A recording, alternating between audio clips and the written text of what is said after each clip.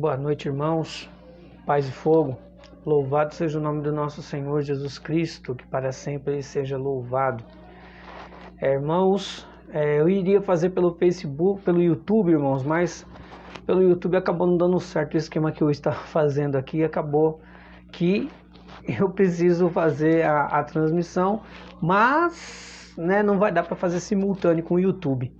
Então, à medida que você for entrando, se possível, você pode ir confirmando para mim se o áudio está bom, Isso já ajuda aqui a nossa missão.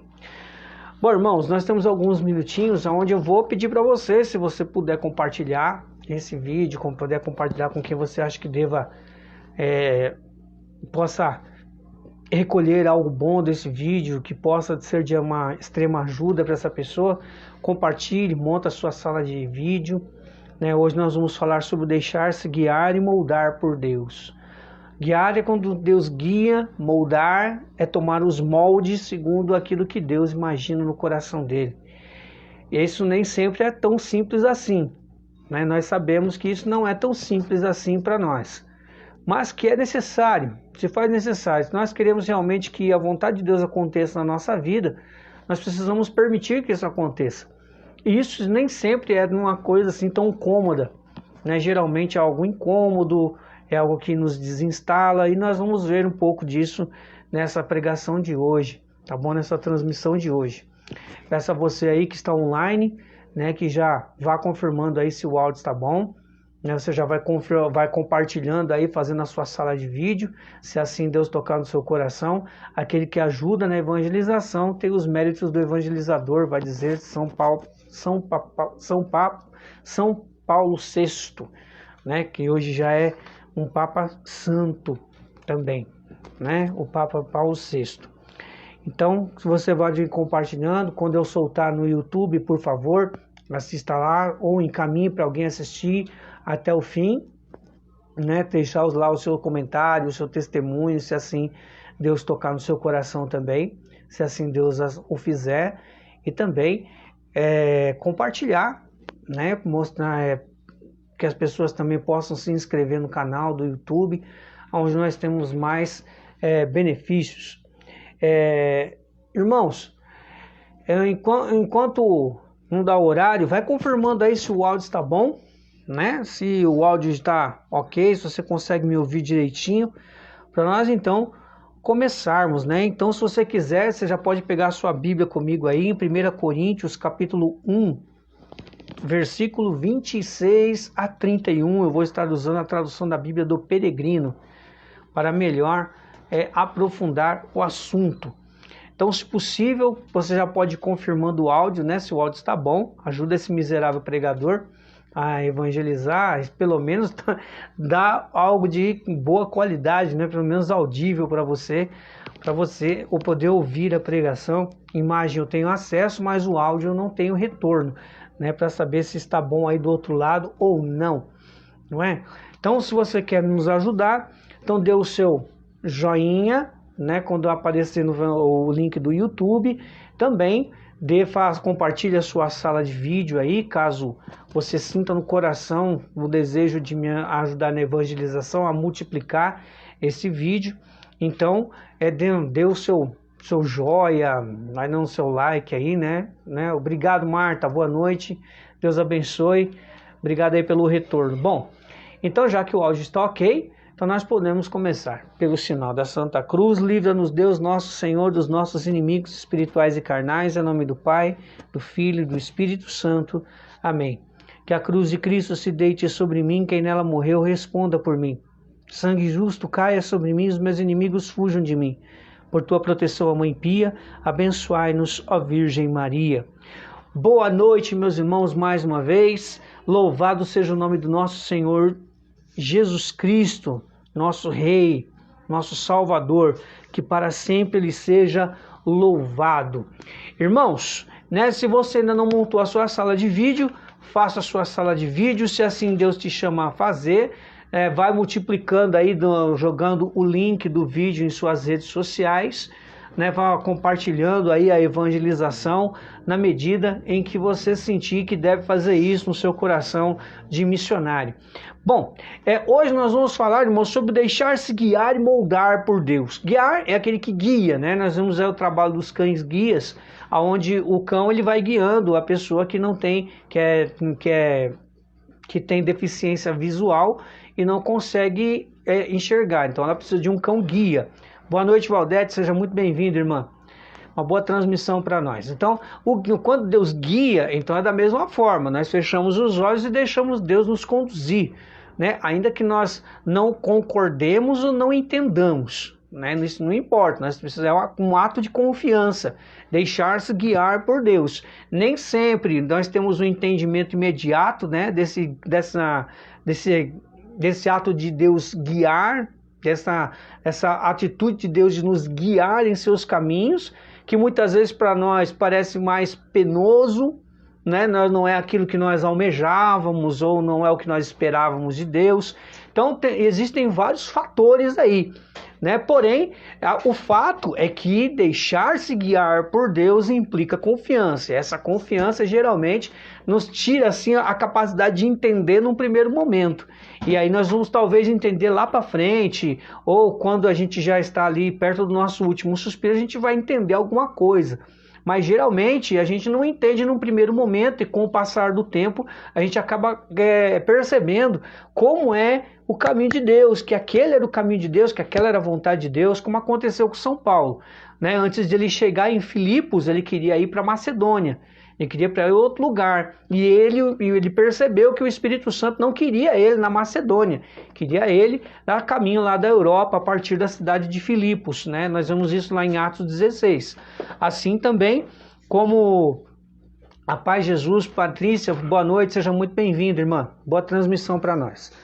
Então, existem vários, por exemplo, Davi, ele tinha todo o plano lá para fazer o templo para Deus, né, fazer a casa de Deus, e aí Deus falou, não, quem vai construir vai ser o seu filho Salomão, você não vai construir, porque você sujou suas mãos de sangue, então você não vai construir sua casa para mim. Então nem sempre a gente entende num primeiro momento aquilo que Deus guia, e nós vamos hoje aí perceber que nós precisamos nos deixar guiar e também moldar. Acredito que todos nós saibamos o que é moldar, estar aos moldes, né? Deixa eu ver se eu tenho alguma coisa aqui para exemplificar. Espera aí. Por exemplo, nós temos aqui uma garrafa PET de água. Então, para tomar esse formato, é preciso de um molde, né? Por exemplo, né? Deixa eu ver aqui se tem. Geralmente as garrafas elas têm uma divisória, né? Tem uma linha central que divide ela. Vamos ver essa aqui se tem. Tem uma linha aqui central dela, que divide ela ao meio. Então existe um molde, né, onde ela fica. Provavelmente entra o ar aqui dentro e aqui fica o outro molde aqui por fora. Deve ser isso, né? Eu não entendo disso. Mas precisou de um molde para fazer uma garrafa assim. Assim como a tampa, que é provavelmente de polietileno. Então ela precisa de uma prensa com molde para que ela fique nesse formato. Assim, por exemplo, um sapato, uma bota, por exemplo, precisa de um molde para que ela fique ali da forma correta. Assim também, por exemplo, deixa eu ver se eu tenho mais alguma coisa aqui próxima aqui. As tomadas, aqueles abridores de lata, né? Geralmente tem que passar por uma forja, né? Quando é de ferro, passa pela forja, derrete o ferro e aí ele vai para um molde para que ele depois possa ser moldado. Então, o deixar-se guiar por Deus, esse ato de deixar-se conduzir por Deus, muitas vezes se torna aí molde para nós. Você acaba nos moldando da forma como Ele quer. E nem sempre nós entendemos isso. Por quê? Porque nós não fomos assim educados para acolher o sofrimento em Deus. Pelo contrário, muitas vezes nossos pais nos privavam do sofrimento para que a gente não tivesse que passar por aquilo. Então, muitas vezes a gente não é educado para o sofrimento.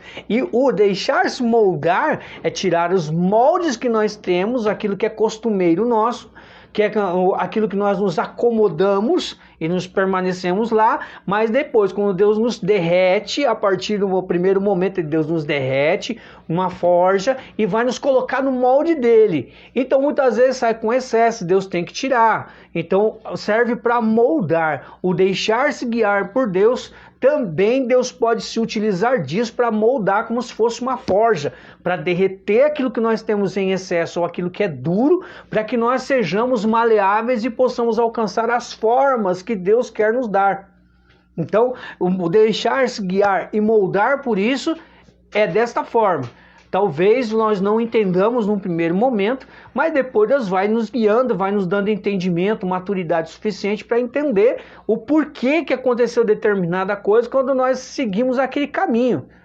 Né? Nós não queríamos aquele caminho, a gente foi, começou aquela bandalheira de sofrimento e depois aí, quando depois da tempestade vem a bonança, vai dizer a Bíblia, porque após a tempestade vem a bonança. Então quando vem a bonança é aí que a gente para raciocinar, o sangue esfria e aí a gente consegue pensar naquilo, em tudo que aconteceu e nós começamos a fazer um exame de consciência, a pesar as coisas e aí nós chegamos no entendimento em Deus daquilo que realmente Deus queria de nós. E aí a gente acaba sendo um pouco mais dócil. Foi assim com os santos, irmãos. Um bom exemplo disso foi Francisco de Assis. Eu gosto muito do exemplo de Francisco de Assis, nas minhas pregações são daqueles que eu mais cito, né? Pelo fato de gostar muito da vida de São Francisco de Assis, né? De ser assim um admirador, né? E procuro imitar São Francisco assim na espiritualidade dele assim ao máximo, né? Claro que eu não cheguei lá ainda, né? Nem na sola do pé do calcanhar dele eu cheguei ainda, mas a gente se esforça, né? Porque os santos eles foram santos exatamente para nos ensinar a santidade deles. Aquilo que eles alcançaram, né? Para chegar na presença de Deus é o que nós temos que imitá-los. Nós precisamos imitar, nós temos que amar a Deus como eles amaram, por isso que eles chegaram aí à santidade que nós hoje veneramos. Mas, enfim, vamos pedir o auxílio do nosso anjo da guarda, né, para essa colocação que nós vamos fazer antes de irmos para a palavra. Não se esqueça, 1 Coríntios capítulo 1, versículo 26 a 31, eu estaria usando a tradução da Bíblia do Peregrino, tá? 1 Coríntios 1, 26 a 31. Né, tava todo mundo, muita gente me perguntando, Luz, qual vai ser o assunto mesmo da transmissão de hoje? Bom, você vai saber agora, tá bom? Santo anjo do Senhor, meu zeloso guardador, se a ti me confiou a piedade divina, sempre me rege, me guarde, me governe, me ilumine, para sempre. Amém. São Gabriel Arcanjo, rogai por nós. Bom, irmãos, diz o texto, versículo 26 de 1 Coríntios 1. Observai, irmãos, vós que fostes chamados, não são muitos sábios humanamente, não muitos poderosos, não muitos nobres. Ao contrário, Deus escolheu os loucos do mundo para humilhar os sábios. Deus escolheu os fracos do mundo para humilhar os fortes. Deus escolheu os plebeus e desprezados do mundo, os que nada são, para anular os que são alguma coisa. E assim, ninguém poderá orgulhar-se diante de Deus. Graças a ele, vós sois de Jesus, o Messias, que se tornou para vós sabedoria de Deus, justiça, consagração e resgate.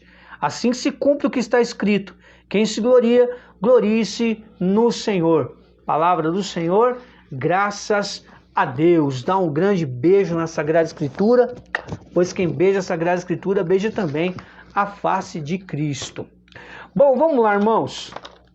Eu confesso, irmãos, como eu disse na transmissão passada, que esta era uma pregação que eu evitei até quando deu, né? Eu não gostaria que Deus me levasse a fazer esta pregação. Mas, como Deus já vem incomodando e quando Deus insiste numa coisa, não é bom a gente ficar protelando muito.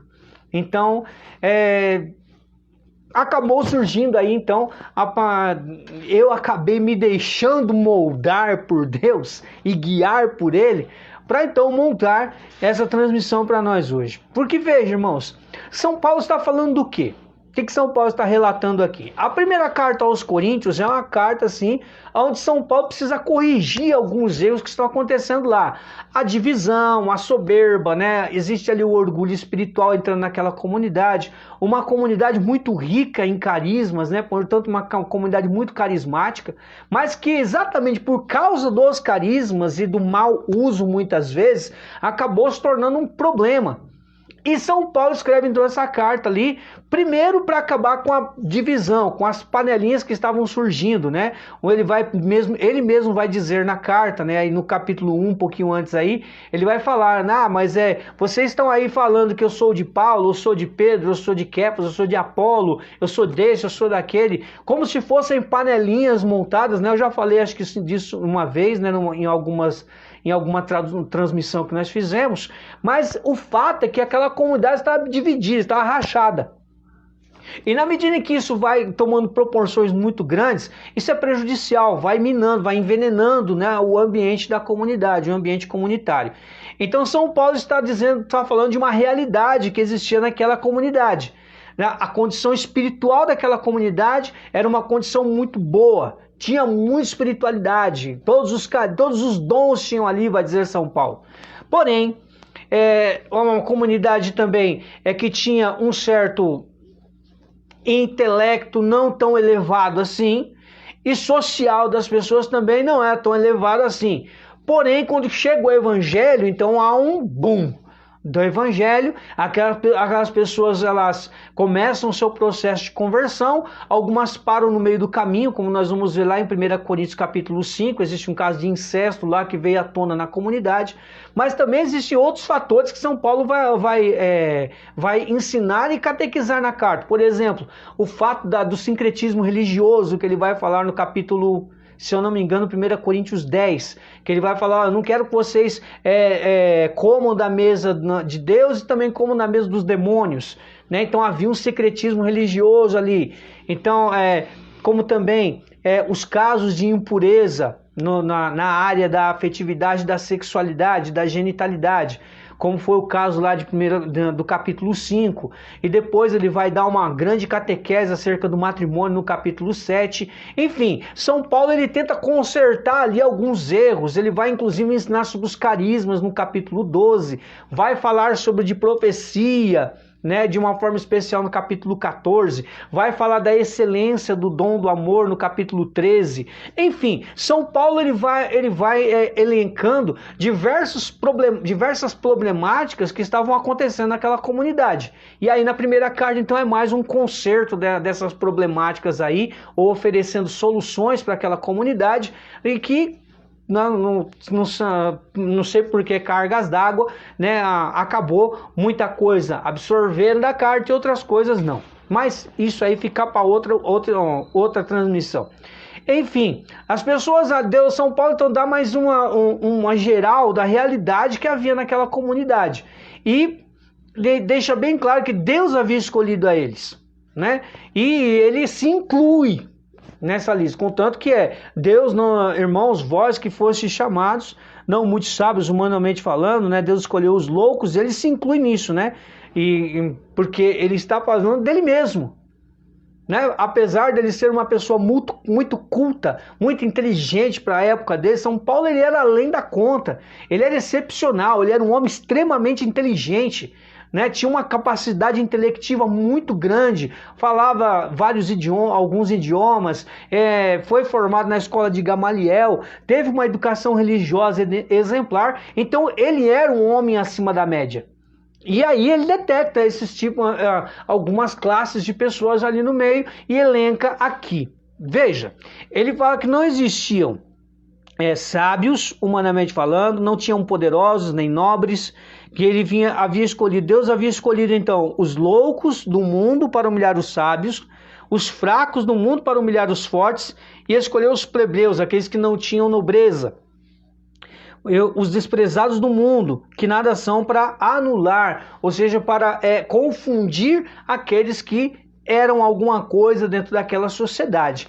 Irmãos, isso também serve para nós. Então São Paulo se deu conta, também ele, né? Depois ele vai dizer na segunda carta aos Coríntios o que foi que aconteceu com ele. Nós vemos lá uma boa parte, vários capítulos da carta, ele vai falar um baita de um testemunho de sofrimento. Por quê? Porque ele se deixou guiar por Deus. São Paulo, a primeira coisa que ele fala ali em Atos 9, quando ele cai ao chão, que ele tem aquela experiência com Jesus, né? O que o senhor quer que eu faça? Né? E aí então Jesus encaminha ele lá para casa onde ele ficou, lá enquanto não chegava o Ananias lá para colocar a mão sobre ele e fazer com que ele fosse batizado no Espírito Santo. Então ele ficou naquela casa, então ele perguntou para ele o que eu devo fazer. Mas a experiência de São Paulo foi uma experiência ímpar, que também acontece comigo, com você. A nossa experiência de batismo no Espírito Santo é uma experiência ímpar, que ela vai nos moldando, ela vai nos dando a forma de Deus, não a nossa forma, aquela forma antiga, né? Deus ignora. Ele usa-se daquilo que era antigo somente como matéria-prima para a nova forma que ele vai nos moldar.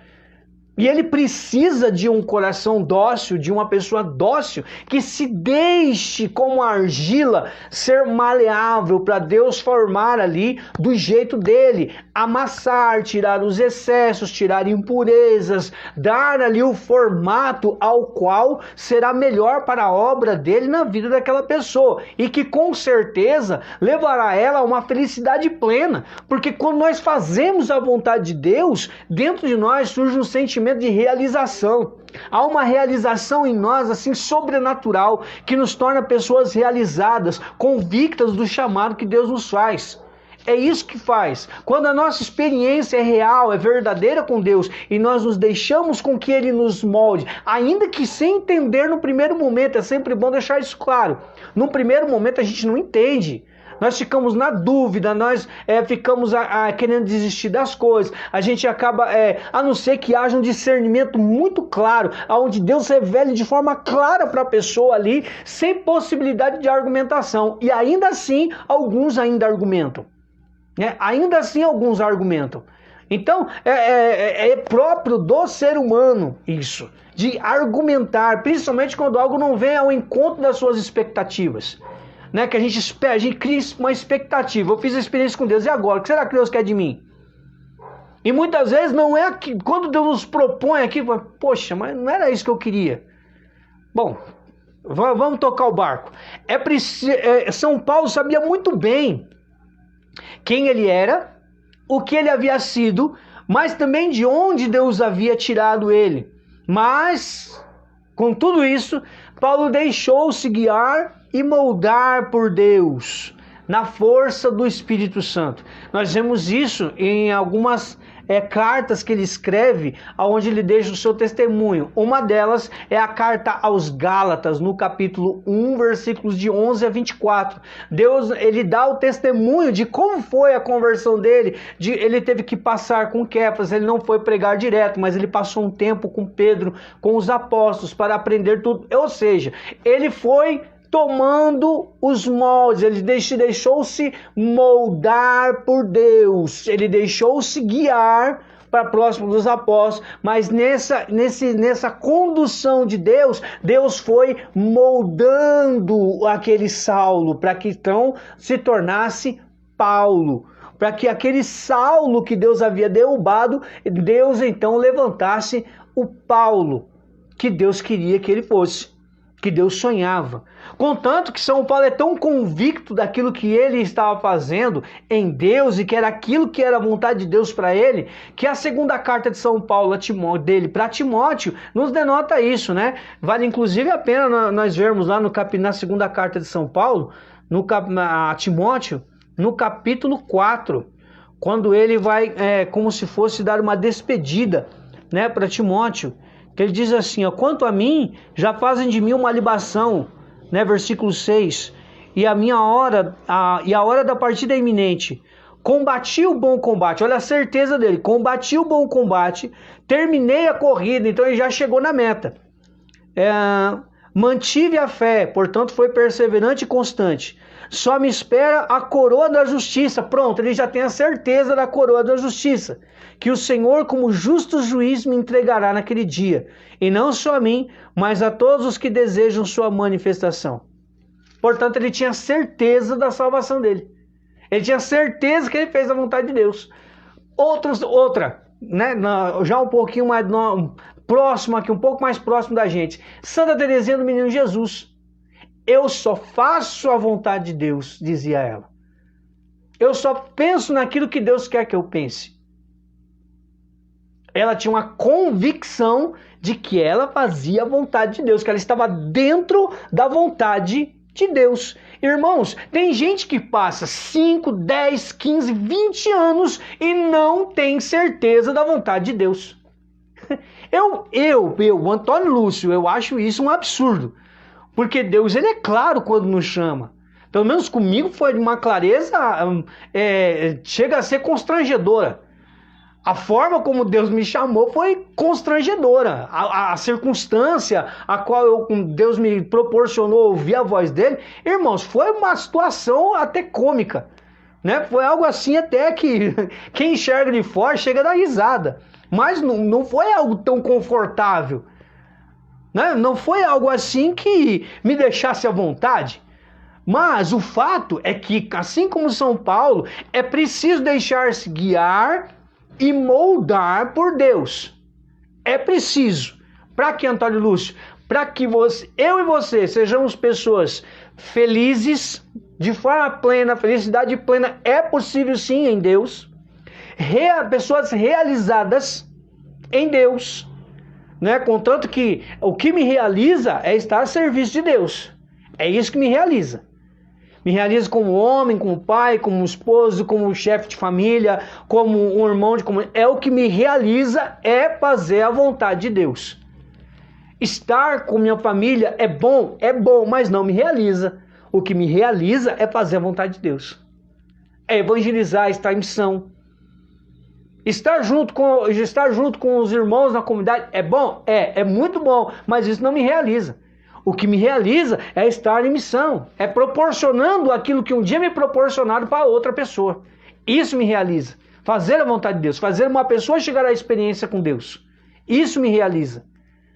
As outras coisas são acréscimos que Deus me fornece no decorrer de cada passo, por onde eu passo, acaba assim Deus me dando alguns acréscimos, alguns mimos, né? Poderia dizer que são alguns mimos, ou muitas vezes eu posso dizer que às vezes chega a ser, eu interpreto desta forma, irmãos, me permitam aqui 5 minutos de loucura, eu interpreto muitas vezes os favores aos quais Deus me dá a graça de recolher dele, eu tenho isso como muito obrigado de Deus. É como se fosse Deus me dizendo muito obrigado por você se deixar guiar por mim. Isso foi fácil? Não, nem sempre. Nem sempre foi tão fácil assim. Porque veja, irmãos, antes de Jesus, a minha vida, a minha história, ela não se pautou dentro da igreja. Apesar do meu pai, de uma forma particular, ser um católico muito presente, muito atuante dentro da igreja, dizimista, assíduo, né, na Santa Missa Dominical, ele não perde, dificilmente, talvez agora, nesse tempo pandêmico, meu pai esteja assim limitado a recolher aí, a participar da missa via televisão, né, pela televisão, porque ele faz parte do grupo de risco, né, tem mais de 70 anos. Mas ele foi para mim um exemplo. Quantas vezes eu não chegava em casa nas madrugadas, muitas vezes bêbado, né, que eu era um beberrão, né, eu era um alcoólatra de carteirinha, e via meu pai com o joelho, muitas vezes assim, com o joelho até sangrando um pouco. Por quê? Porque até aquele momento meu pai estava de joelhos no pé da cama dele rezando por mim, porque não sabia onde eu estava. Então para mim meu pai foi um grande exemplo, é um grande exemplo ainda, continua sendo um grande exemplo de católico. Não falta na missa, agora pela pandemia acabou sendo privado, né, da missa presencial, mas continua participando aí pela televisão e tudo mais.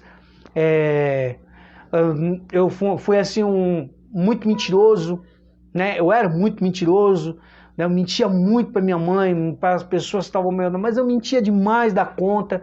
Fui muito corrigido por causa disso. Cheguei a tomar uma baita de uma surra da minha mãe quando eu tinha por volta dos meus 9, 10 anos, né? Que me rendeu uma marquinha aqui, uma cicatriz bem aqui, ó.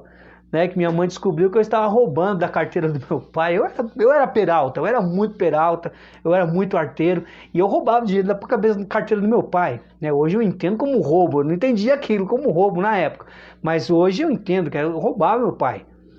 Né? Quando minha mãe, quando ficou sabendo, ela virou um bicho, né? E ela era muito severa, me bateu muito, enfiou minha cabeça na quina da cama, né? Ela perdia a cabeça, perdia as estribeiras mesmo quando tinha que corrigir, ou a mim ou alguns dos meus irmãos. Talvez mais a mim, que fui, por ser mais velho, fui o mais peralta também, né? Não foi só que eu fui o mais velho, não, eu também fui muito peralta.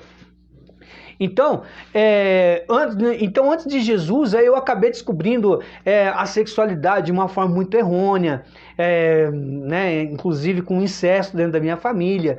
Acabei desvirtuando a minha sexualidade de uma forma terrível.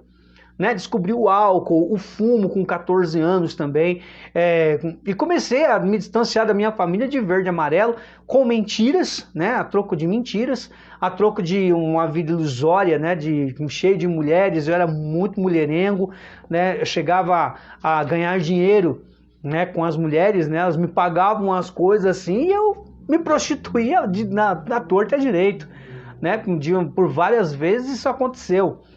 Então, eu era terrível, né? A bem da verdade, eu era um prostituto sem carteirinha, que se vendia a troco de quase nada, né? Que desvirtuou, tirou os sonhos de muitas meninas, né? Na minha conta foram alguns abortos, né? Que eu inclusive apoiei. Fiz muita coisa, errei muito, mas muito mesmo. Bebi porque gostava de beber, né? Gostava de beber. Eu era um alcoólatra de verdade mesmo, porque eu gostava de beber. O cheiro do álcool dava água na minha boca, né? Cerveja, tudo que fosse álcool, né? Para mim tava bom, inclusive álcool de cozinha. Quando não tinha bebido cachaça, não ia no álcool de cozinha, acetona, né? Por quê? Porque dava água na minha boca, satisfazia o meu vício. Também fumava muito, né? Era um fumante assim, isso me rendeu algumas manchas no meu pulmão, né, graças a essa minha escolha, né, terrível. E graças a Deus, um dia alguém me levou para um bendito do encontro de jovens, né, dias 28 e 29 de abril deixa eu ver se eu me lembro, 1996. Haviam 1 mês e 28 dias que minha mãe havia falecido. Minha mãe faleceu de leucemia.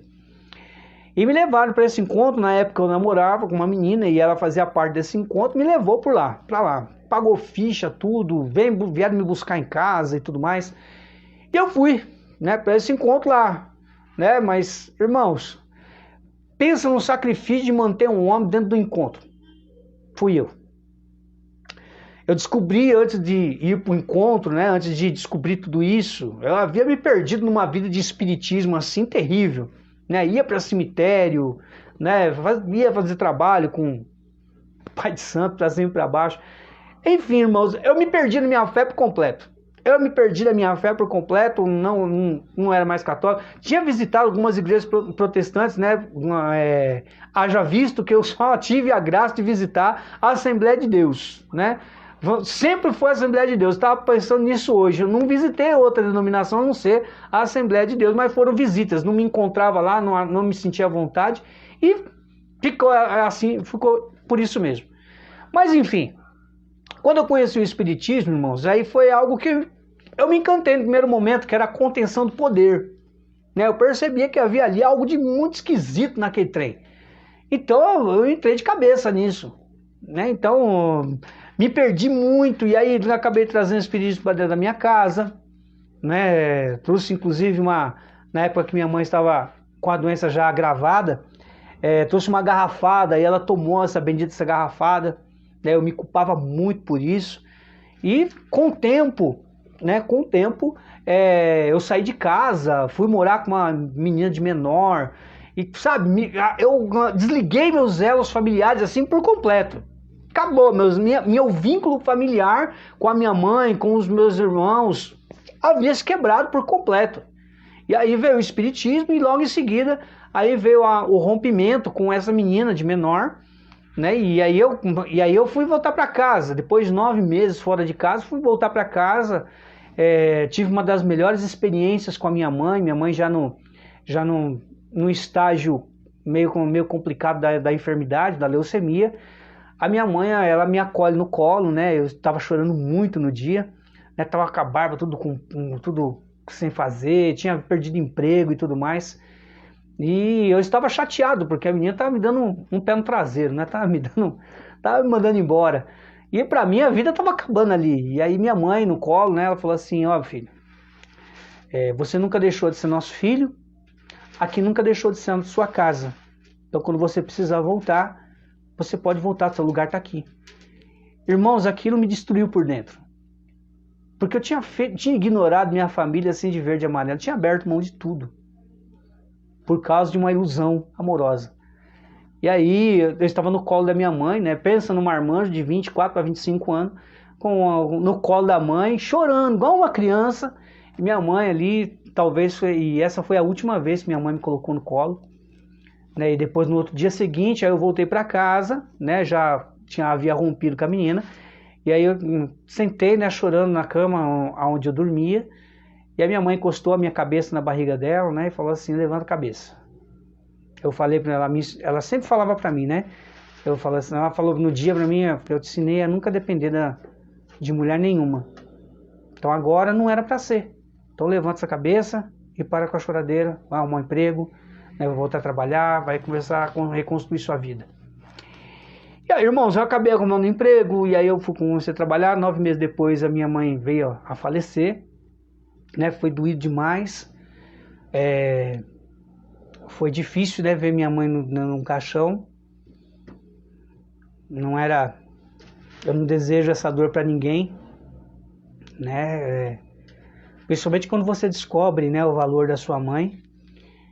E aí, dia 1º de março de 1996, minha mãe falece, né, na madrugada. Eu estava saindo para trabalhar. E aí nós soubemos a notícia. Foi algo assim que doeu muito, né?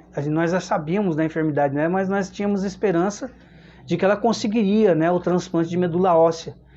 O que acabou não acontecendo, né? Infelizmente acabou não acontecendo. Mas eu tenho certeza que de um jeito ou de outro ela deve estar lá batendo palma com Nossa Senhora. Falar, aquele lá é meu filho lá. Que hoje Nossa Senhora é minha mãe, né? Eu tenho ela como realmente minha mãe. Encontrei em Nossa Senhora um apoio materno que eu não tinha aqui nessa terra, né? Apesar de muitas pessoas, assim, quando a gente ia pregar, falar, não, posso chamar de filho? Pode, né? Quando a gente dava testemunho, aí as mulheres ficavam comovidas pelo testemunho, né? Falei, posso chamar de filho? Pode, né? Inclusive uma dessas senhoras, né, muito tempo, né, nos acompanhou no terço que a gente começou a rezar nas casas, a Jacira. Eu tinha ela como se fosse uma mãe, e ela me tinha como um filho mesmo, né? Me dava bronca como filho também. Ela, show de bola, uma mulher show de bola, que assim foi um baita de um consolo de Deus para mim. E aí, irmãos, a partir daquele encontro começou a minha história, né? No encontro, não queria ficar no encontro, tentei levantar por diversas vezes na primeira palestra, né? Que tinha um baixinho lá chamado Adalto, né? Falando do amor de Deus, mas eu nem prestei atenção naquilo que ele falou, irmão, nem prestei atenção. Eu sou bem claro, não prestei atenção. Eu queria ir embora, eu queria fumar, eu queria sair daquele lugar, porque primeiro que eu não conhecia ninguém ali.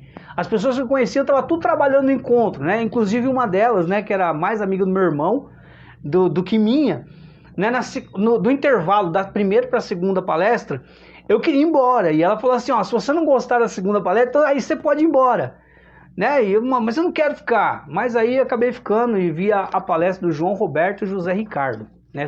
Eram 2 irmãos, né? E a palestra deles mexeu muito comigo, porque muita coisa eu acabei me identificando, né, da situação que eu vivia, né? Não vivi mais da metade das coisas, eu nunca me tive envolvimento, né? Graças a Deus, Deus me preservou de maconha, cocaína, essas drogas de potencial maior e que hoje são mais comuns do que bala em mercado, né?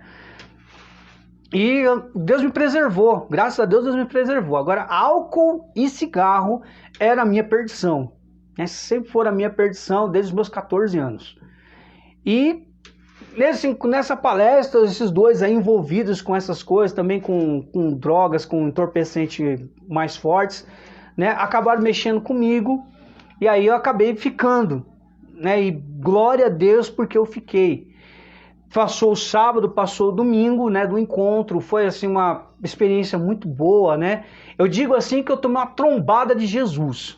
Eu não tive um encontro, eu tive uma trombada com Jesus, porque na minha vida, na verdade, nada mudou. A diferença é que agora eu tinha um contato, uma ponte para a igreja, só. Tinha feito minha primeira comunhão e subi da igreja, acabou. Fim da história. Para mim, igreja para mim não servia. Deus para mim era dinheiro no bolso, mulher na cama e copo na mão, com bebida dentro, é claro. E a religião para mim não era um fator predominante. Eu não ligava. Então, depois que eu fiz o encontro, algo acendeu dentro de mim, sim, algo acendeu, mas eu não dei importância. Eu continuei com a minha vida normal. A única coisa é que agora eu gostava de ficar ali com aquela turma do encontro. Né, tinha algumas meninas ali que eu ficava de olho, né, mulherengo, e uma delas, inclusive, foi uma das que me ajudou dentro do encontro. Então, depois que nós fizemos o encontro, aí colocaram a gente para trabalhar nas equipes do encontro, como fazem os encontros de jovens com Cristo. Então aí nós passamos a trabalhar comecei a trabalhar dentro do encontro, ali eu acabei me envolvendo com uma outra pessoa, nós começamos a namorar, todo mundo sabia que a gente namorava ali no encontro, né? E mesmo assim, mesmo namorando com ela, dava em cima das outras meninas, né? Eu era mulherengo, eu era terrível mesmo, né? Não era gente, eu era um bicho, na verdade, a verdade é essa. E quando eu dou meu testemunho, eu sempre falo sobre isso. E lá, irmãos, eu me lembro que eu fui coordenar uma das equipes. E nessa coordenação, essa menina, a Elaine Cavalcante Luiz, ela me levou, vamos na capela, ela me ajudou muito. A menina que estava coordenando junto comigo não me ajudou tanto quanto ela que estava só na equipe. E aí mesmo a gente namorando, ela me ajudava demais. E aí ela me levou para a capela. Na capela estava se rezando um bendito de um terço.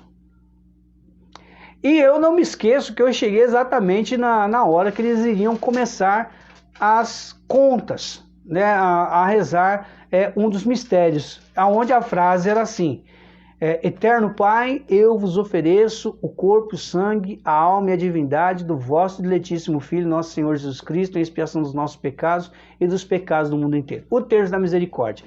Aquilo mexeu comigo, de tal forma, porque ainda que eu fosse alheio à religião, alheio à espiritualidade, oração, essas coisas, eu nem sabia pegar num terço, não sabia pegar em Bíblia, eu não sabia de nada disso, nada. Mas aquilo mexeu comigo de tal forma, né, que eu prestei atenção naquilo, né, e passou o dia, nós trabalhamos tudo, como foi 3 horas no sábado, fomos para minha casa. Na minha casa, essa menina estava me ajudando, que era minha namorada também, falou: vamos lá para sua casa, né? Vamos lá rezar. E eu olhei para ela: mas rezar? Né? Poxa, mas bem, enfim, fomos, né? E na verdade era Deus trabalhando. Fomos lá, né? E quando chegamos em casa, ela me deu um terço para mim, né? Me deu um terço na mão. E ela falou assim: você vai repetindo comigo que a gente vai falando. E nós começamos a rezar o terço da misericórdia, que era o terço que nós estávamos rezando lá. E ela falou no começo, né? Pensa em alguma intenção. Irmãos, eu fumava na época. E eu só pensei, né? Poxa, eu poderia parar de fumar. Eu pensei assim: poderia parar de fumar, né? Porque estava me prejudicando, eu já me sentia muito cansado, né? Jogando bola e tudo mais. Só pensei, pronto, passou. Passou o domingo, nós servimos, foi uma grande alegria, né? A gente conseguiu cumprir com a meta do encontro. E quando chegou na saída, né, do encontro, eu fui pegar meu cigarro. Depois acabou a missa do encontro, já era quase 10 horas da noite já. Eu fui pegar um maço de cigarro do bolso, fui tentar acender, acendi o cigarro, traguei o cigarro, fui guardei isqueiro, guardei o maço no bolso e tudo mais. Quando eu fui tragar o cigarro apagado. Eu fiquei cabreiro com aquilo e fui de novo, acendi o cigarro normal e guardei o cigarro, fui tragar o cigarro, cadê o cigarro? O cigarro estava apagado de novo. Eu falei, mano, não é possível, o vento tá apagando meu cigarro. E a gente sabe que o vento ele vai deixar a brasa acesa, não apagar. Eu fui, peguei o cigarro, acendi, olhei pro cigarro para ver se estava aceso, né? Dei 2 tragadas no cigarro, coloquei o cigarro no bolso. Quando eu fui olhar o cigarro apagado. Eu joguei o cigarro com uma raiva no chão, falei, no terminal eu vou fumar, que seria o terminal São Mateus. Chegando no terminal, me encostei no cestinho de lixo, próximo ao ônibus que nós íamos pegar.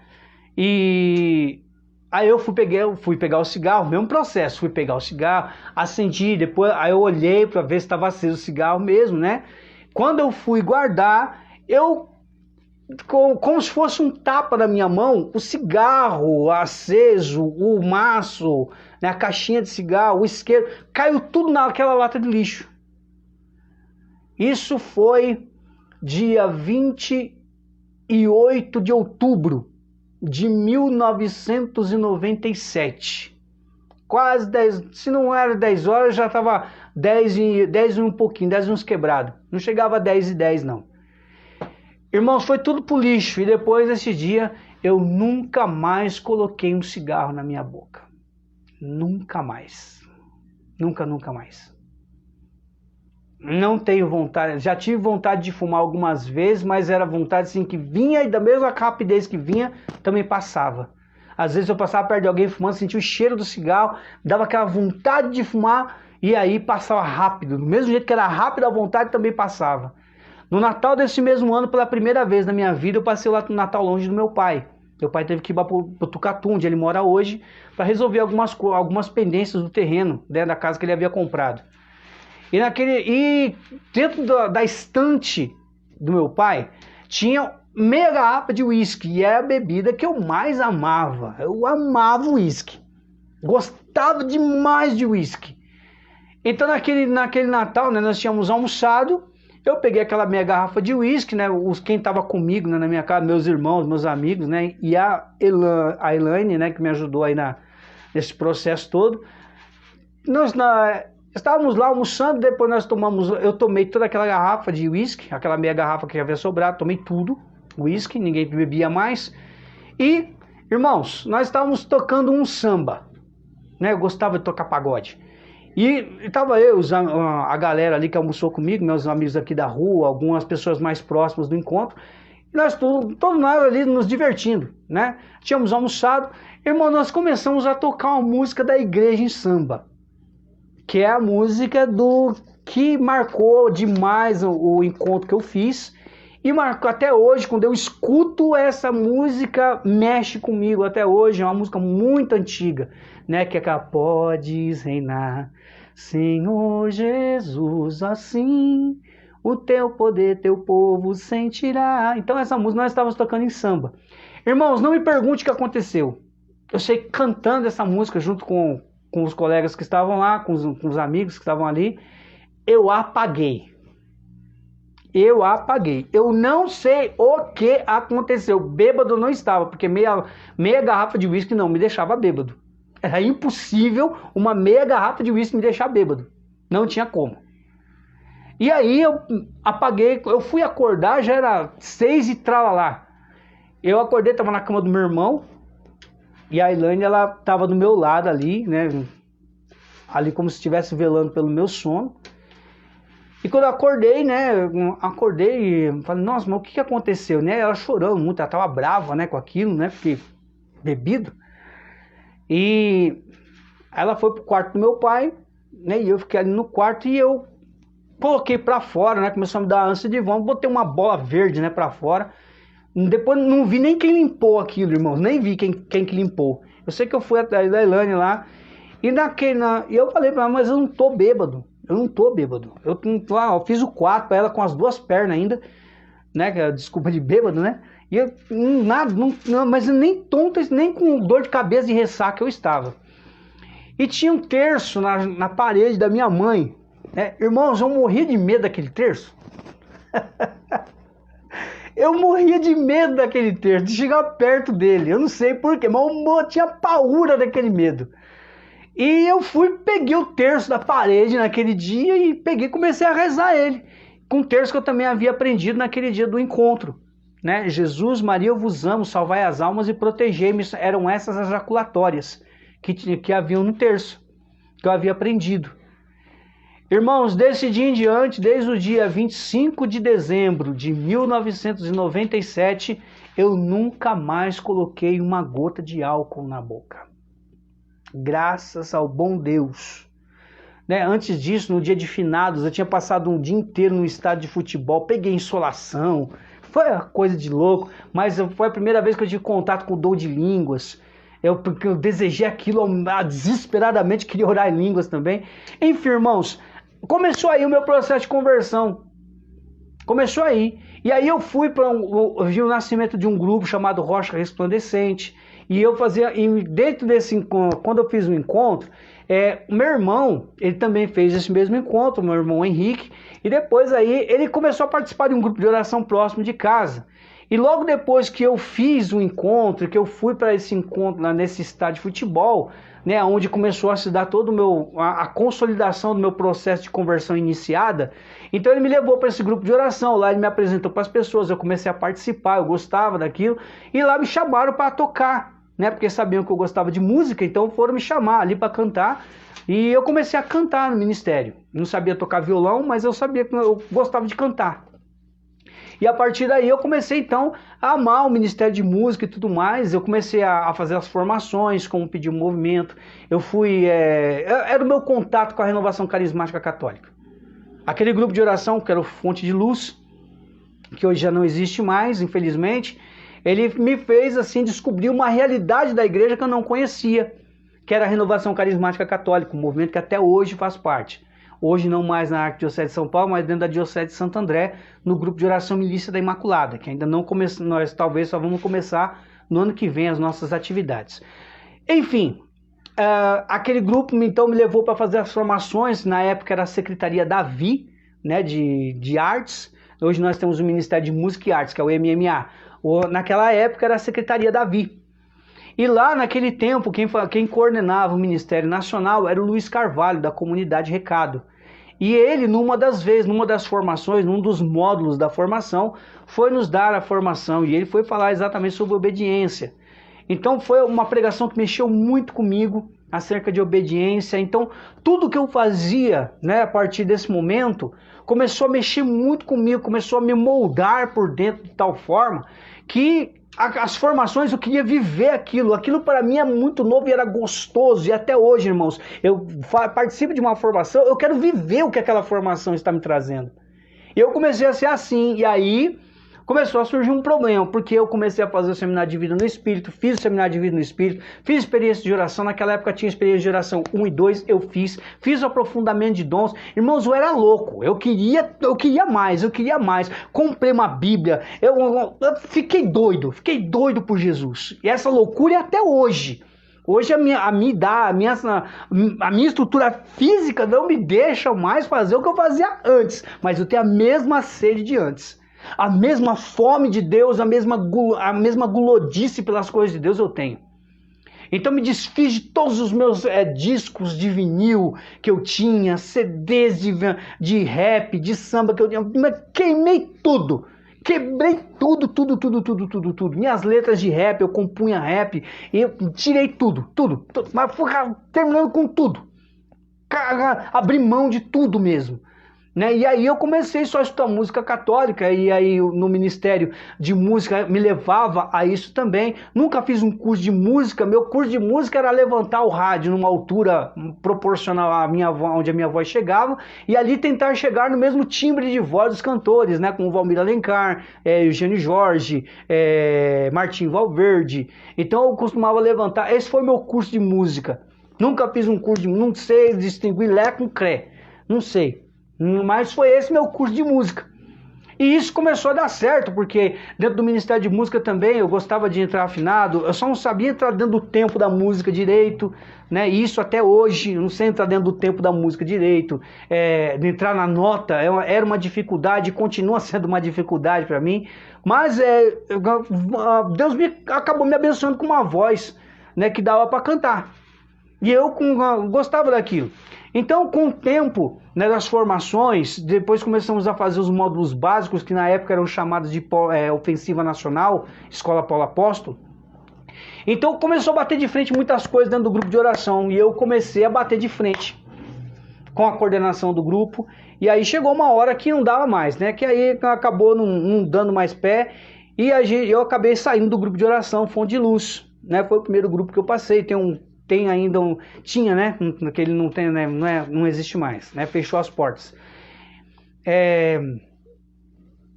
Acabei saindo do Fonte de Luz, né? E fiquei 1 ano sem grupo de oração, só participando lá no Rocha Resplandecente, aquela comunidade São José do Tabor. E lá participava do grupo e também fazia meu crisma. Então terminei ali, fiz o meu crisma, e eu fiquei sabendo de um grupo de oração que aconteceu no Jardim Conquista, chamado A Luz do Espírito, que era na comunidade Divino Espírito Santo, que hoje não é mais de domingo, hoje é às quintas-feiras. E aí eu fui para lá, a pedido de uma amiga minha, né, que é muita amiga minha, ela me convidou, eu fui. Na época a gente rezava terço nas casas e tudo mais, eu fui, né, foi eu e mais uma menina que andava com a gente lá, rezava terço nas casas.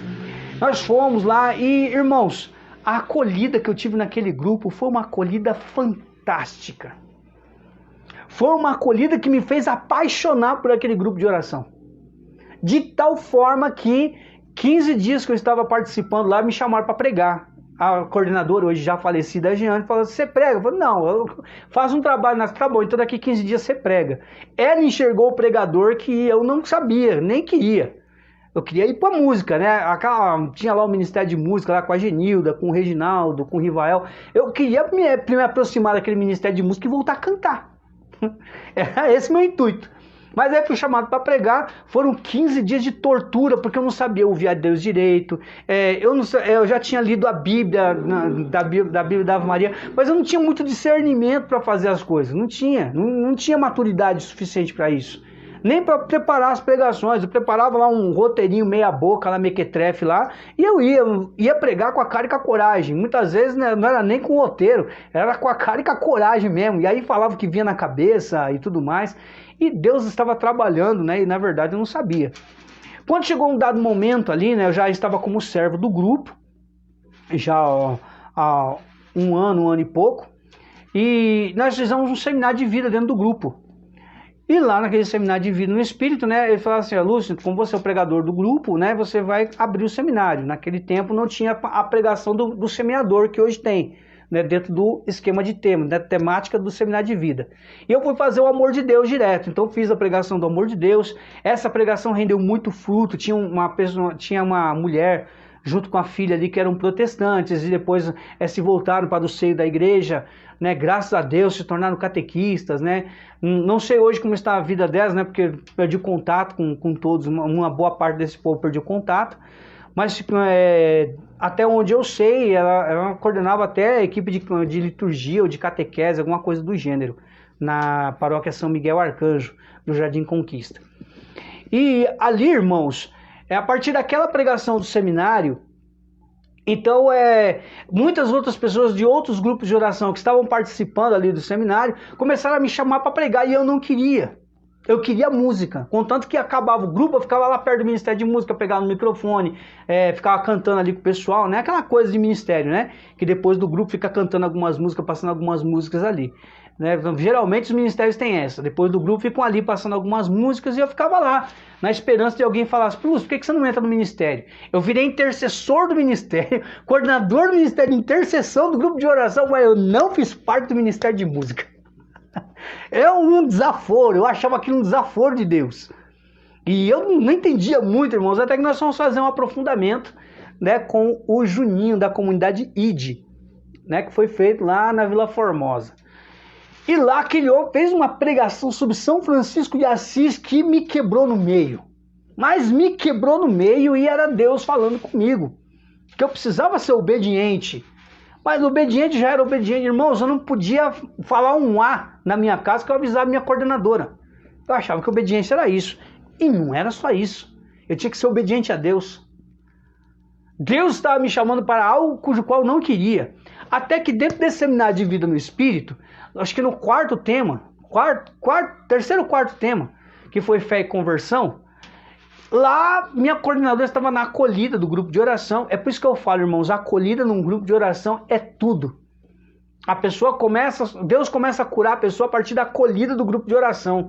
Se as pessoas soubessem como é importante a acolhida, dariam mais valor para o Ministério de Promoção Humana, que é o que cuida, que é o que trabalha esta acolhida dos grupos de oração. Fica a dica. Mas minha ex-coordenadora lá na porta falou assim: ainda bem que você chegou, nós fazemos a nossa reunião de núcleo antes do grupo de oração. Começávamos às 17 horas para o grupo começar às 18.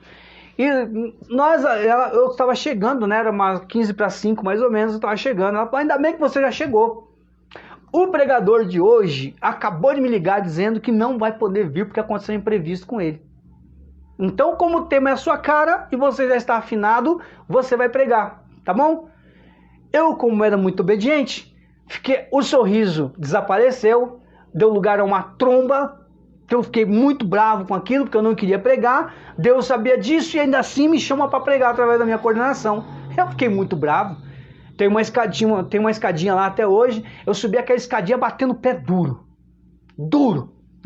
Nem fui lá perto do sacrário. Eu fiquei no fundo da igreja. De birra. E lá, é claro que eu não falei isso alto, né? Mas eu, dentro de mim, eu falava para Jesus assim: Jesus, o que acontece? Tá me achando com cara de palhaço? O senhor me ensina a amar o Ministério de Música, agora o senhor tá me chamando para pregar? O senhor sabe que eu não quero pregar. Passou. Se deu todo o desenrolar ali da animação, da preparação para a pregação, toca eu aí lá para frente, com a Bíblia debaixo do braço. Irmãos, de birra eu não tinha separado nem a passagem bíblica. Eu vim com ela na cabeça, né? Eu não sabia muito bem manusear a Bíblia ainda, mas eu já sabia mais ou menos onde é que estava as leituras. Mas me veio uma passagem na cabeça e eu só veio na cabeça, porque nem o trabalho de dar uma olhada na Bíblia eu tive. De raiva que eu fiquei, que eu não queria pregar. E eu fui com a Bíblia debaixo do braço, sem abrir, fui lá para debaixo do sacrário, lá me ajoelhei diante do sacrário, fiquei ali diante do sacrário, né, olhando, uma distância de mais ou menos uns 2 metros, mais ou menos, né, porque tinham as intercessoras estavam ali na frente também, e eu fiquei bem próximo do primeiro banco, né, uma distância de 2 metros mais ou menos do sacrário. E lá, como fizeram toda aquela dinâmica, né, de orar por mim, de entregar minha pregação, e me entregaram para Nossa Senhora, rezaram uma Ave Maria por mim, e eu ali na frente do sacrário, irmãos, sem abrir a boca, não tirava os olhos, nem piscava, mas bravo. Pensa numa pessoa birrenta, num menino mimado, era eu. E dentro de mim, irmãos, eu falava assim para Jesus: ó, o Senhor, já que as pessoas falam tanto que você fala com elas, dizendo o que o Senhor quer delas, então hoje o Senhor vai ter que me falar o que o Senhor quer de mim. Porque o Senhor me ensinou a amar o Ministério de Música e eu não sou palhaço. O Senhor me ensinou a amar o Ministério de Música e agora o Senhor quer que eu pregue? E dentro de mim, irmãos, eu falava bravo com Deus. Olha que petulância minha. Eu tenho que pedir muito perdão para Deus ainda. Né? Eu dizia: eu não quero pregar. Era taxativo com Deus. Eu quero cantar, eu quero voltar para o Ministério de Música. Ixi. Irmãos, eu sei que foram os 5 minutos mais eternos da minha vida. Nunca 5 minutos duraram tanto. E aí pararam a oração, né? Tava aquele silêncio, só o barulhinho do teclado. E vieram no meu ouvido, né? A pessoa que estava animando, falou: se você quiser, você já pode pregar. E eu peguei o microfone na mão dela e fiquei ali. Não ia ter pregação se Deus não me falasse. Irmãos, não que Deus tenha se sujeitado ao capricho do Antônio Lúcio. Não. Eu não enxergo assim. Né? Inclusive, um irmão de uma outra diocese uma vez falou isso para mim. Né? Via mensagem, falou para mim: é como se Deus se sujeitasse a você. Não. Não foi isso. Eu hoje, um pouco mais maduro, né, descobri que Deus não se sujeitou a mim, mas naquele momento as pessoas precisavam da palavra que seria pregada, que havia uma inspiração de Deus sobre a minha coordenadora e havia uma escolha de Deus que pesava sobre mim e que eu não queria acolher.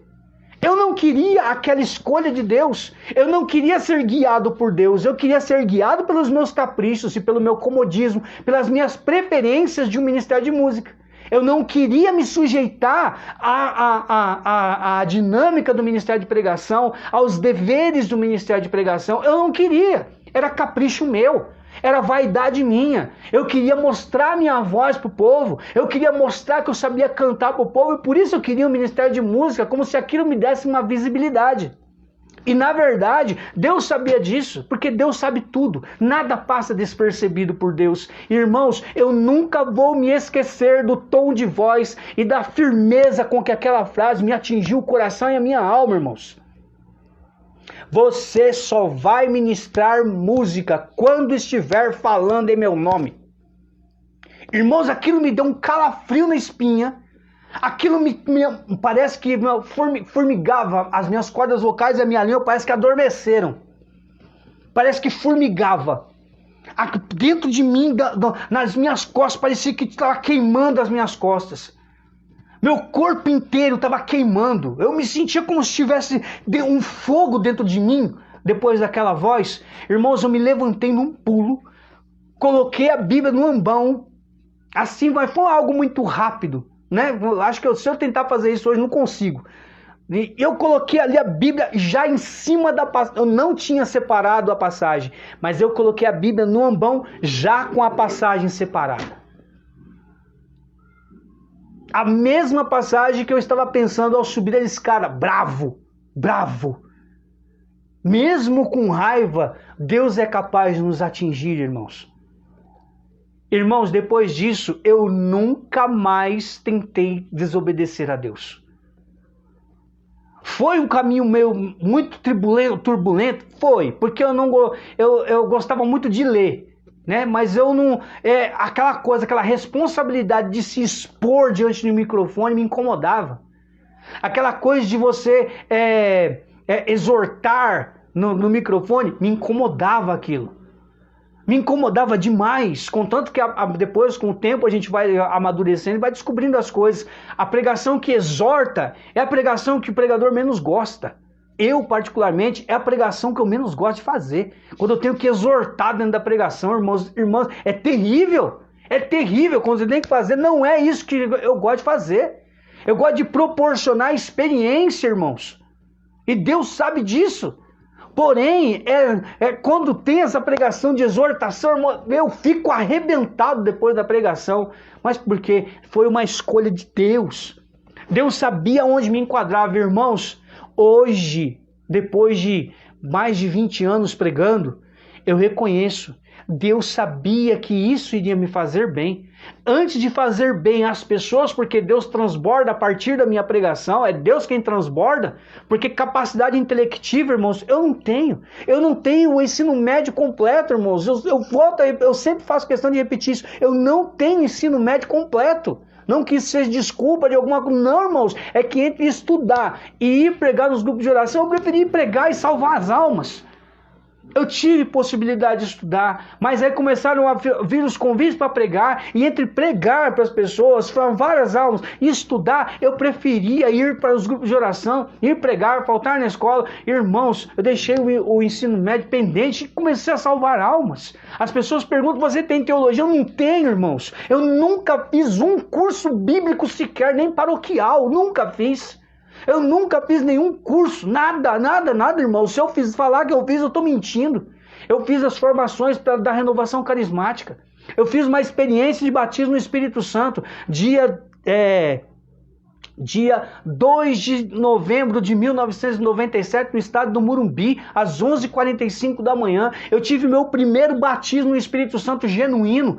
É este batismo no Espírito Santo que me alimenta até hoje. É o mesmo fogo daquele dia 2 de novembro, é o mesmo fogo que eu carrego hoje, talvez hoje mais maduro, talvez hoje mais rodado, talvez hoje com muito chicote no lombo, a gente acaba ficando calejado, ficando com o couro grosso. E hoje não é qualquer coisa que me abala, não é qualquer coisa que tira o meu foco, não. Tem que ser algo muito sério, principalmente com os meus filhos, para me tirar o foco. Não me tira. Não sou santo, não sou perfeito, mas Deus me encaminhou até aqui. Não é o que eu quero, é o que Deus quer. E a hora que Deus quiser me tirar da pregação, Ele vai tirar. E eu vou obedecer, irmãos. Eu vou abraçar com o maior carinho do mundo. Não tem essa de, mas eu não quero. E daí? Deus sabe o que é melhor. Deus sabe o que é melhor. Deus sabe aonde eu e você nos encaixamos. Então é preciso deixar-se guiar por Deus. Não é o dom da cisma que leva-nos a Deus. Eu cismei que eu quero ser músico, eu cismei que eu quero pregar, eu cismei que eu quero orar por cura e libertação. Cuidado, irmãos. Às vezes pode ser dom da cisma e não um chamado de Deus. Eu tinha o dom da cisma, eu cismava que eu queria ser músico. E não é isso que Deus queria de mim. Hoje eu tenho plena consciência que o meu chamado é pregar. O meu chamado, primeiro, é pregar. E quando eu preciso interceder por alguém, a gente intercede, mas eu não vou em encontro de intercessão, não vou, não participo, somente se for para conteúdo e se for indicação de minha coordenação. Caso contrário, não vou.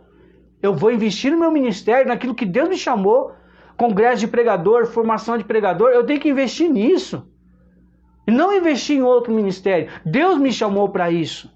Se eu começo a investir em outra coisa, eu começo a fazer uma coisa começa a atravessar a outra. E aí eu não faço nenhuma e nem outra bem. Eu tenho que fazer uma só. Foco, manter foco. Jesus não ficava focando em mil e outras coisas, não. Ele ia pregar, mostrava o reino e as curas, os milagres, as libertações, os exorcismos que ele fazia eram acréscimos, eram infusos dentro daquilo que ele veio fazer. Ele veio revelar o reino de Deus e trazer o reino de Deus para nós. Mas isso não significava que ele era só um ministro de oração por cura e libertação ou que ele era só um pregador. Não. Ele veio nos mostrar que o foco dele era mostrar o reino. E as outras coisas sinalizavam o reino que ele veio trazer. Foco.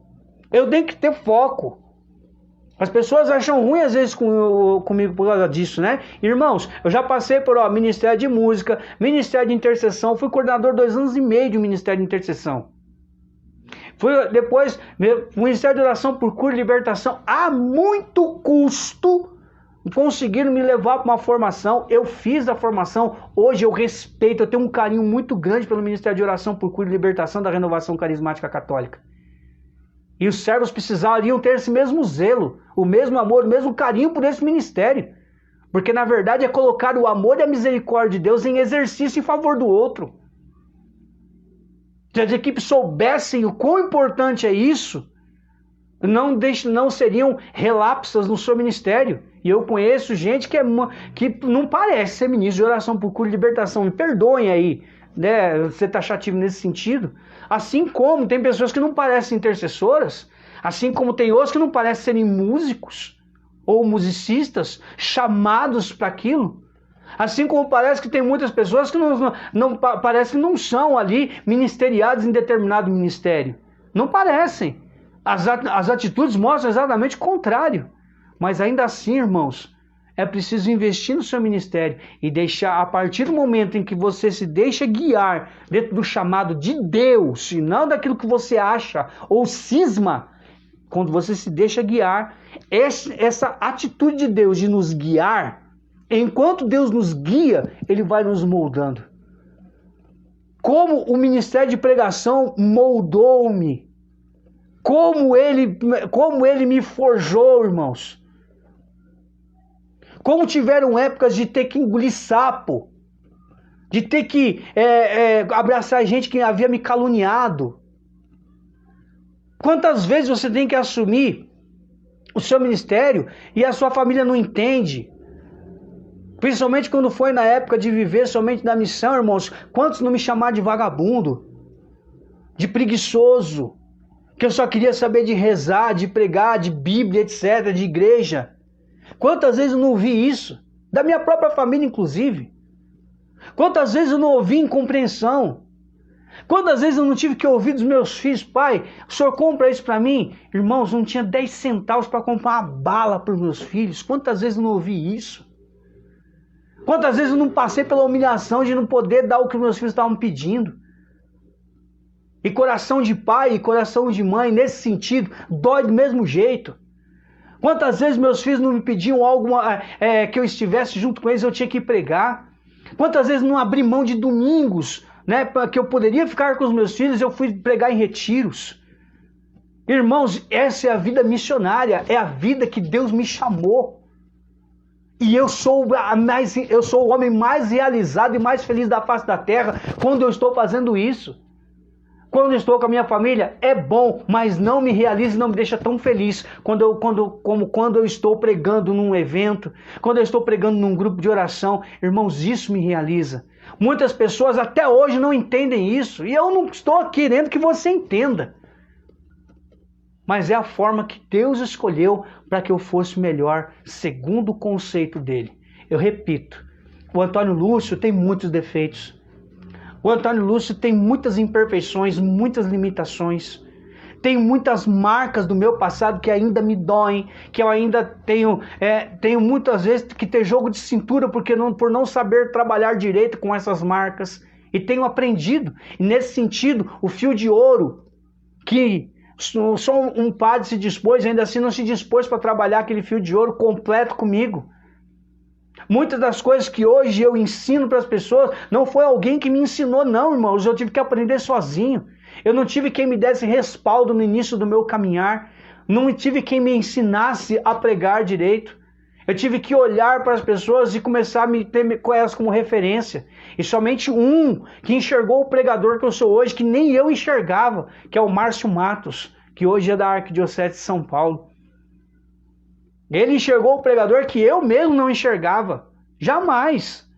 Ele enxergou e ele foi meu formador. Hoje ele é um amigo meu.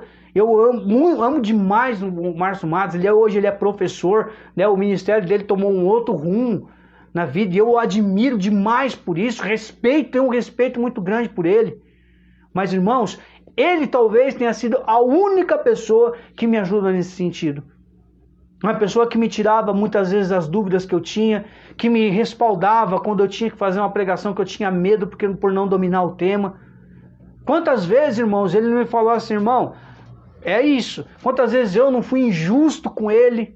Eu errei, irmãos, quantas vezes eu não errei no Ministério de Música. Fui injusto com ele, fui mal educado com ele. Tive que pedir desculpa depois, é claro, depois tudo isso ficou resolvido. Mas eu fui muito bruto com ele. Fui agressivo, fui mal educado com ele.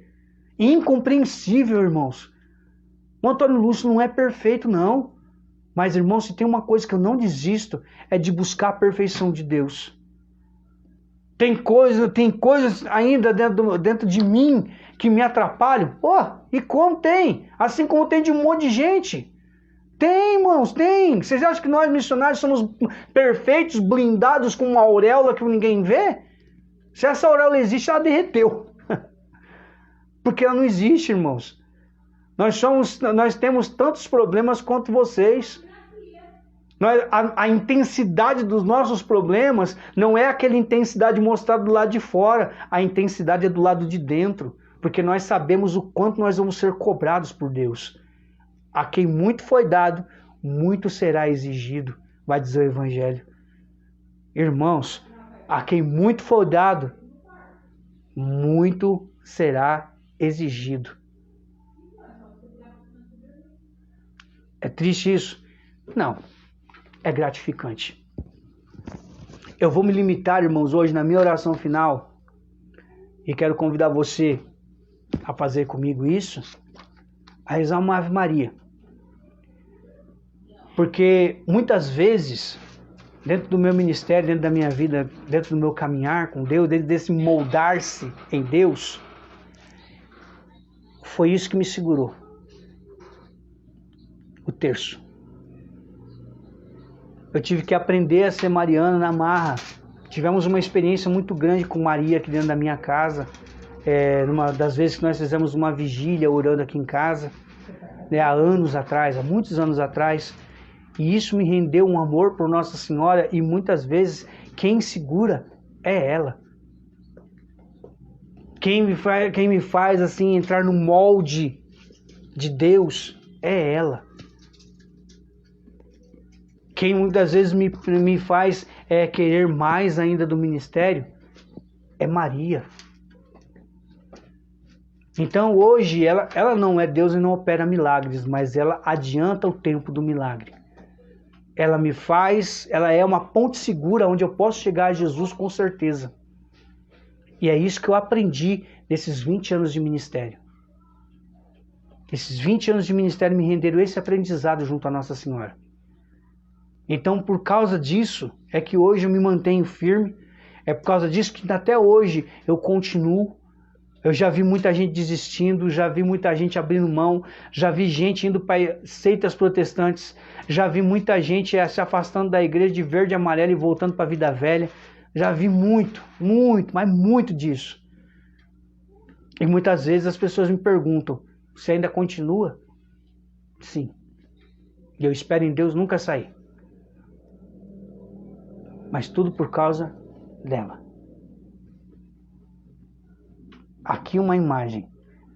Mas ela foi a que me conduziu, como conduziu aqueles servos das bodas de Caná, a fazer tudo o que o mestre mandar. Fazei tudo o que ele vos disser. Ela.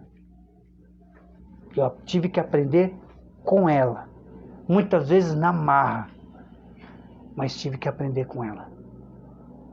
E olhando para aqueles servos das bodas de Caná, não sei se você já olhou por essa ótica alguma vez, né? Espero algum dia poder colocar essa ótica como transmissão.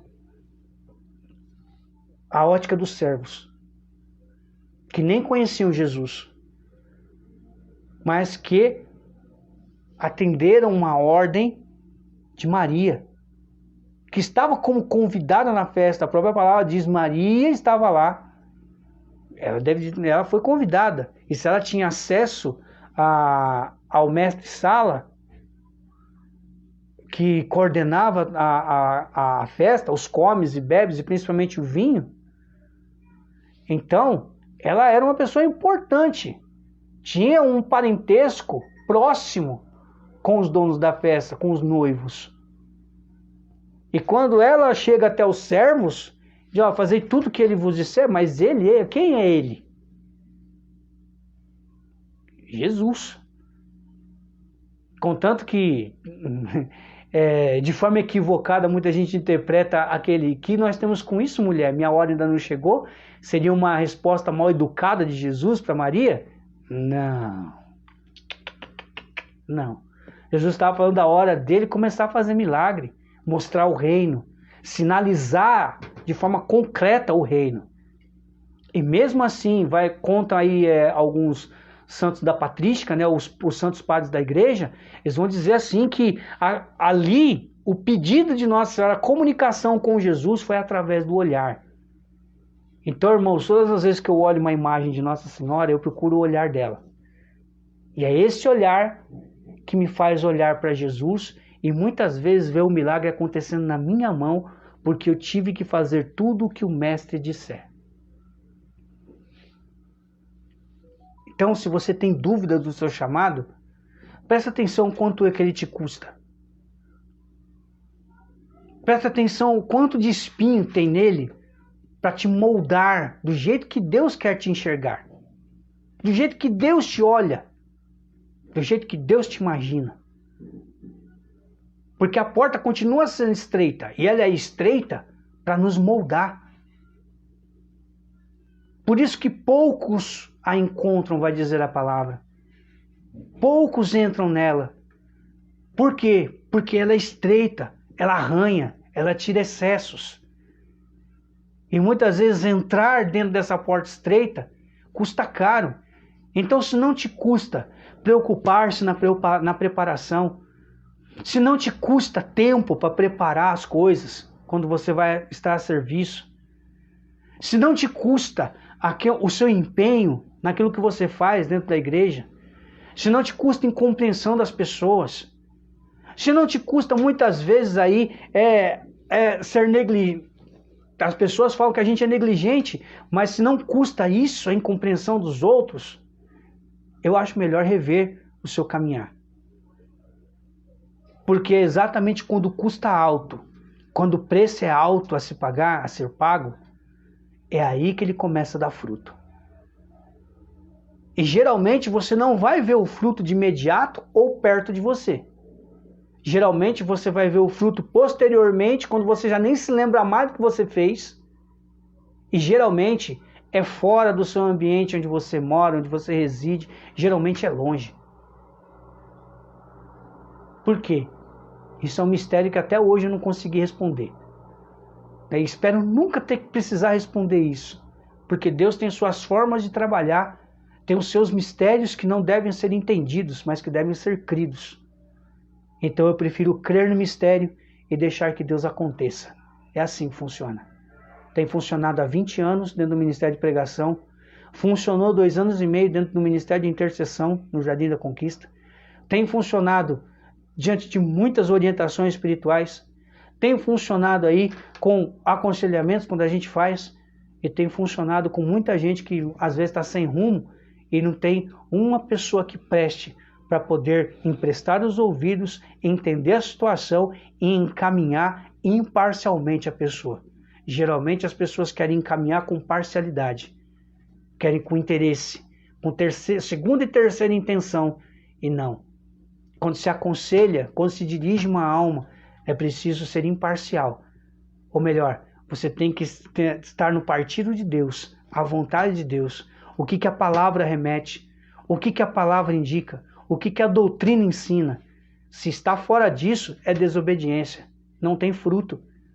Mas se custa muitas vezes você falar o que a pessoa não quer ouvir, é aí que está o acerto. Porque aí você está falando conforme a palavra, conforme a doutrina. E pregador, me desculpe, eu vou falar com conhecimento de causa. Pregador que fala fora da doutrina, que fala fala a sua opinião, está errado. Pregador não tem opinião própria. Pregador tem a opinião da igreja. Pregador não tem opinião própria. Pregador tem a opinião da palavra, do magistério, da tradição. Ponto. Não existe opinião própria na doutrina. A doutrina já existe antes de nós. Não existe opinião própria dentro da palavra de Deus. A palavra já é a revelação pronta de Deus, acabou, está lá. Não tem o que acrescer. Não tem o que você achar. Não existe achar.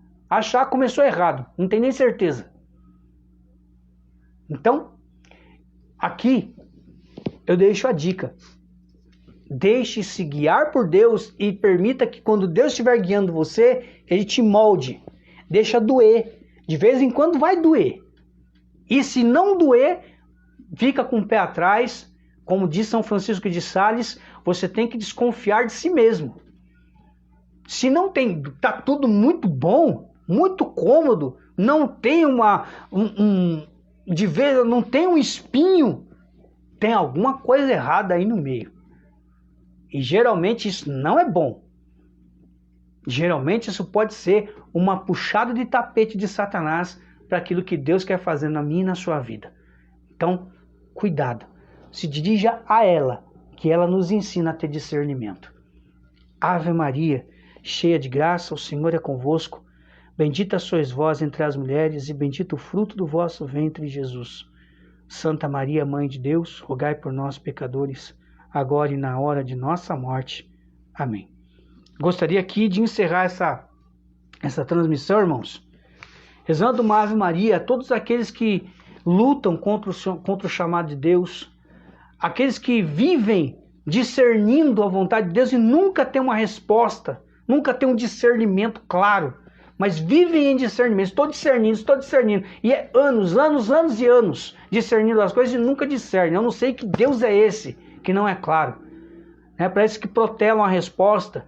Eu já disse uma vez, entre a distância entre o chamado de Deus e a resposta daquele que foi chamado tem que ser muito curta, para não ter espaço de esfriamento no chamado, para não ter espaço do diabo vir roubar a semente, não ter espaço para os espinhos começarem a nascer e sufocar o chamado, de ter tempo das pedras se colocarem em cima das raízes e fazer com que as raízes morram. É preciso ter um tempo muito curto entre o chamado e a resposta ao chamado.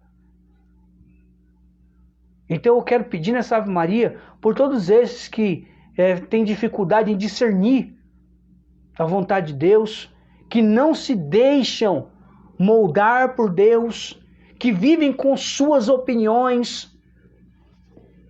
Quem fala assim, na minha opinião, pronto, só aí já perdeu qualquer valor aí. Na sua opinião,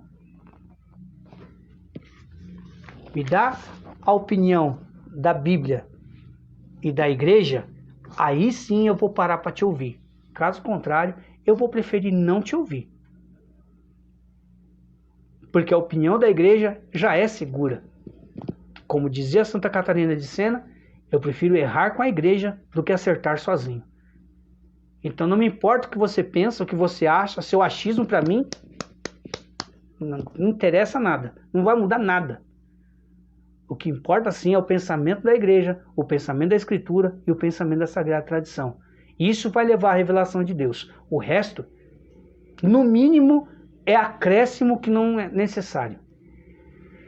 No mínimo.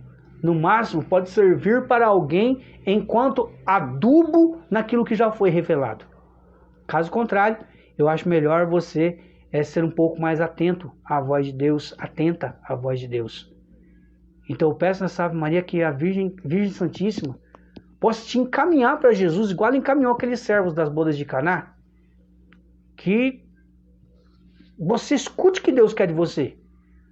E que você não abra mão, ainda que seja só para carregar a talha cheia de água. Não interessa. Se Deus está te mandando buscar água, busque água. Se Deus te manda limpar um banco de igreja, limpe o banco da igreja. Se Deus está te pedindo você ser uma pessoa que cuida de, sei lá, de catequese, cuide da catequese e faça bem. Se Deus está te chamando para pregar, pegue, busque formação. Se Deus está te chamando a interceder, seja uma intercessora ou intercessor, invista no ministério. Para de querer bicar no terreno alheio, aonde Deus não te chamou. Vai investir onde Deus te chamou. Ali Deus pode frutificar. Mas se a gente quer investir onde Deus não nos chamou, no mínimo, é claro que em Deus nada é perdido. Porém, não vai ser algo que você vai te ajudar tanto assim como poderia te ajudar se você estivesse semeando no lugar certo. Semear no lugar certo é uma dádiva que Deus nos deu através do discernimento. Então que a Virgem Santíssima possa te ajudar nesse discernimento e possa te encaminhar, te fazer sensível à voz de Deus. Vamos limitar nisso hoje na nossa oração final. Nada efusivo, nada com muito barulho, nem nada.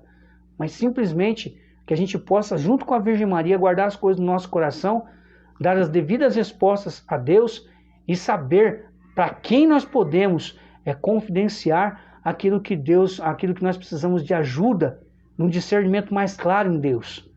Porque somente Deus é capaz de nos dar a direção certa que nos vai nos tornar pessoas realizadas nele. Só Ele. Ave Maria, cheia de graça, o Senhor é convosco. Bendita sois vós entre as mulheres e bendito o fruto do vosso ventre, Jesus. Santa Maria, Mãe de Deus, rogai por nós, pecadores, agora e na hora da nossa morte. Amém. Deus abençoe você, seu final de semana. Se você já foi na Santa Missa, já com a liturgia de amanhã, louvado seja Deus. Se não foi, vá para a missa amanhã. Se você não é no grupo de risco, né, e pode ir uma Santa Missa presencial, vá à Santa Missa. Não esqueça de usar máscara, né, seja caridoso com os outros. Se possível, leve o seu álcool em gel a tiracolo. Caso contrário, tem álcool em gel. Todas as igrejas estão, pelo menos a boa maioria das igrejas, estão disponibilizando álcool em gel nas portas de suas igrejas. Se deixe, né, as pessoas fazerem a aferição da temperatura, para que você não corra nenhum risco aí, né? E se também ser caridoso com as pessoas, né? Ah, eu sou assintomático, não sinto nada, esse negócio de pandemia é conversa para boi dormir. Talvez para você, para quem perdeu membro da família ou pessoas conhecidas, não é. Então seja caridoso. Isso também é mostrar caridade para com as pessoas. Não se esqueça da sua máscara, não se esqueça de fazer a sua parte. Aprenda a lavar a mão, lava a mão bastante. Mantenha a mão limpa, isso também faz parte, né? E seja caridoso com atos concretos diante de uma situação atípica que essa pandemia está acabando já. Graças a Deus, está acabando essa porcaria. Mas ainda a gente tem que tomar cuidados. Enquanto não tiver uma vacina, enquanto as pessoas não estiverem seguras ainda acerca desse vírus, então a gente tem que tomar nossos cuidados. Isso também é ser cristão, tá bom?